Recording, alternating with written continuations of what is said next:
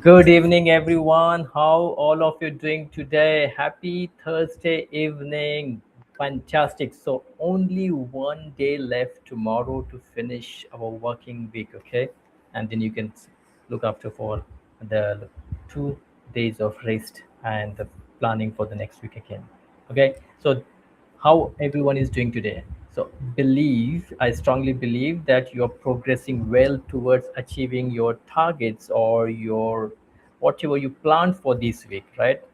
So, most of you already closed their work and going back to home. Might be you commuting right now, and I want you just plug in your headsets and start listening to this podcast, this live talk. Okay.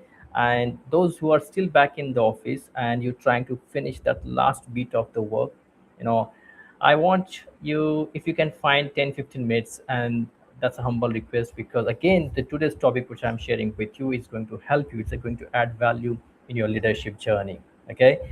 Remember, the north star, our north star is to have a high income leadership career where you create your influence, you have your impact, and also you attract income. Okay. Now this is your coach leader, Tushar Chaudhary, and those who are very very new to me, the first time listening to me, I quickly introduce. I help mid-career, mid-senior project manager, project professionals to grow into influential project leaders. Okay.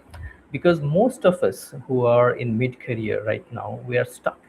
We are actually stuck because we are actually call ourselves as experts, technologically, technically experts, and this is where we really enjoy doing that stuff again and again. You think that what you're doing is creating value for the organization, for the business, but actually the people at the top, they see you like someone who is only delivering the work or delivering the task. There's a huge perception gap between what you think and what others think at the leadership level, what they're thinking about you. And that gap is, if you're not able to, if you don't work on that gap, if you do not address this gap right now, you may have to regret in the coming years again, because by that time, the people who are just junior to you, they will catch up your salaries, they catch up your roles, they might be, you may have to report them. Okay. So the things are changing really fast, and now if you don't really come out of this comfort zone, or I would say it's not a comfort, it's basically a trap. It's a comfort trap for all of you, because most of you are really doing great as a subject matter experts, and I know that identity is actually not allowing you to go to the strategic leader positions, because you only focusing on delivering the works, the task which is being given to you. You're not really going beyond what is being asked, and that's why the people at this leadership level, they think they don't consider you as a strategic leader. Okay. And this is where I help you guys to come out of this trap, and the performance trap or the experience trap, and I help you guys to build your ecosystem of influence where you operate on daily basis, 24 by 7. You operate to that core leadership values you have. Okay. And this is how you generate the impact, the influence, and also you attract opportunities towards you. Okay. That's about me. Now let's get into the topic today. Okay. So before I go in more deeper, let me start with something that may sting a little to you. See, most project managers, they don't get promoted because they are good at operations. They are efficient, they are reliable, they deliver on the time, but still they don't grow. Why? Because organizations don't promote the best operators. They promote people who can think strategically. Okay, no problem. I will try to simplify this for you. Okay, operational thinking is how do I complete this task? Strategic thinking is why we are doing this and what impact it will create. See, most mid-career project professionals are stuck here because by managing timelines, following the processes, closing the tasks. That is important. That's, I mean, I am not really denying that. This is really important, but that alone will not take you to the leadership level. Okay. I'll tell you a real workplace story also from my project experience. See, we were working on a very major infrastructure project, and everything was on track. The timelines were managed, the tasks were being completed, reports were being clean. From an operational point of view, it was absolutely good. But then something happened, and client was not satisfied, leadership was not happy, and I was confused. We're doing everything right, then what is actually missing here? Then I stepped back and I asked it some different questions. And what is the client actually trying to achieve? Not deliverables, the outcome.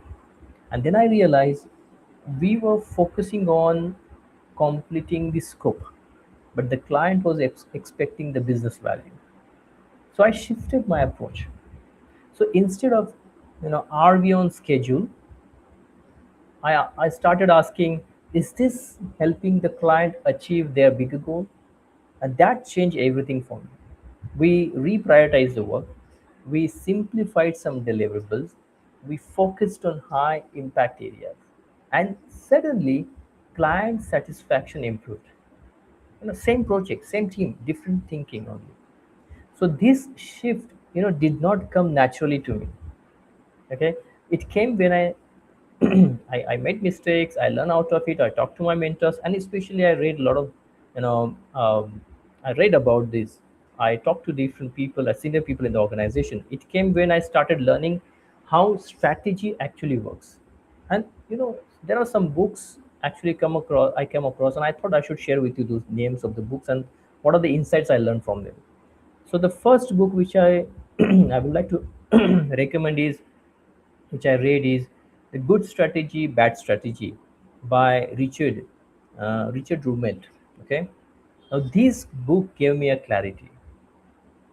Strategy is not about goal. It's not about vision. It's not buzzword. Strategy is about identifying the problem, the real problem.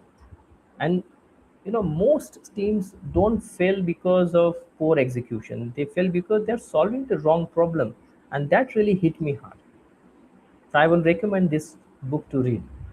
The second book I recommend is Seven Powers by Hamilton Helmer. Now this book made me think again deeper. So it explains how businesses create long-term advantage.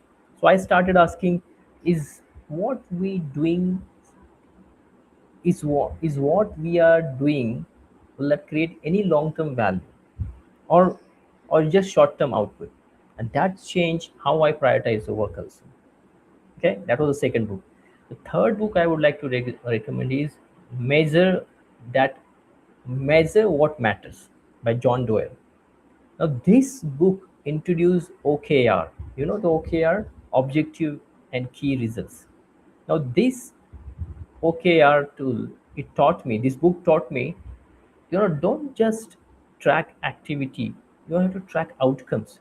So instead of saying I completed or we completed 10 tasks, rather you say, did we move the needle on the objective side of the project?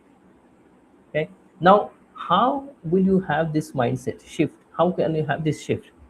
So I would like to share with you three practical shifts where you can move from the operational thinking to strategical thinking. Okay.